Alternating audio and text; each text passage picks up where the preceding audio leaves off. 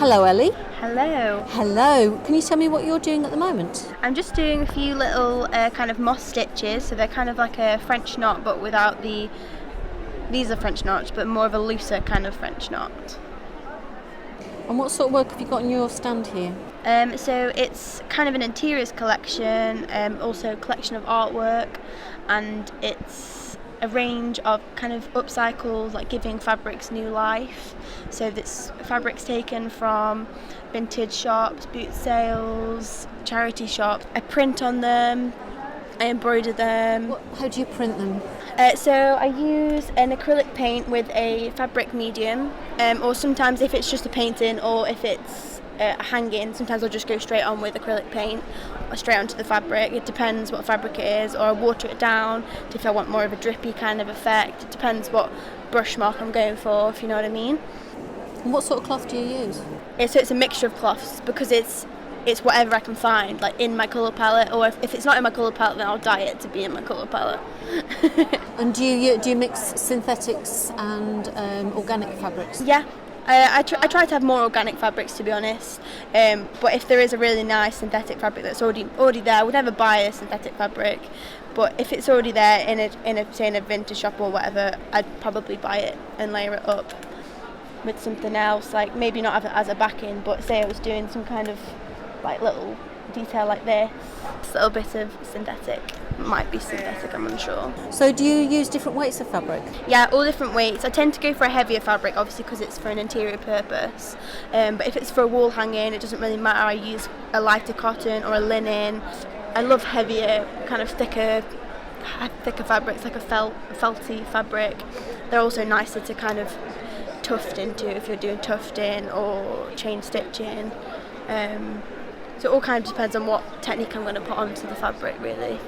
Where did you study? Nottingham Trent University is a great university. I studied textile design, and I specialised in embroidery, although I did a lot of printing, and I also did weaving, so I did jacquard weave as well. This one's a digital print on a chenille fabric, so it's a nice way of creating colours without obviously having to print it by hand.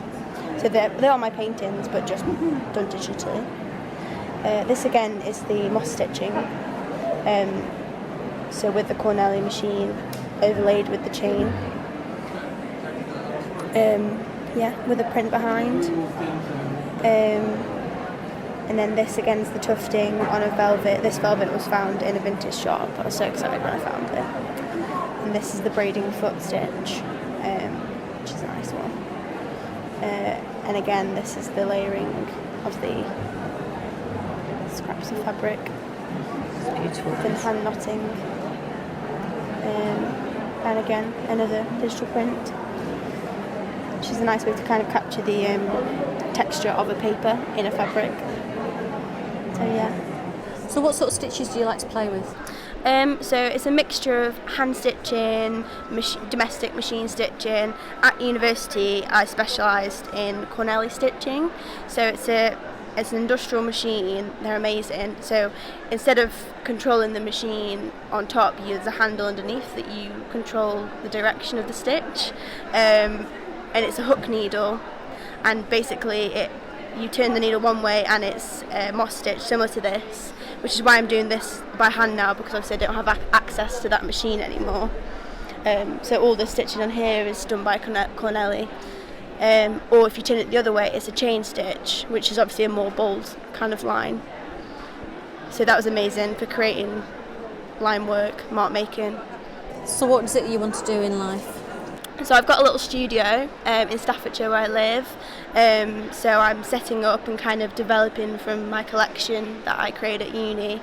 And I've also got into painting quite a lot since I finished university, which I never thought I would do. I've always been into textiles, but when I've been painting, obviously I take the images of what I'm inspired by, and then I do a painting, and then I do the textiles from that. So it's kind of a process, but the paintings that I created were so nice that it seemed a shame to just put them in a sketchbook and put them on the wall, so I decided to sell some of those as well. But they've been quite successful. I've sold quite a few, so yeah. Also important to me, obviously all the wood that is on my wall hangings, they're all reclaimed wood. I'm quite picky with what goes with what painting. It depends like what kind of colour wood it is, and I also like to mix and match the different woods together. I think that is quite an important part of the framing process for me. So tell me about your certificate that you got from the Embroiderers Guild. Yes, so we went to New Designers Graduate Fair in London with uni, and the Embroiderers Guild saw us there and obviously enjoyed my work and obviously others' work, and they picked us to come here. It's a great opportunity. I've met so many people.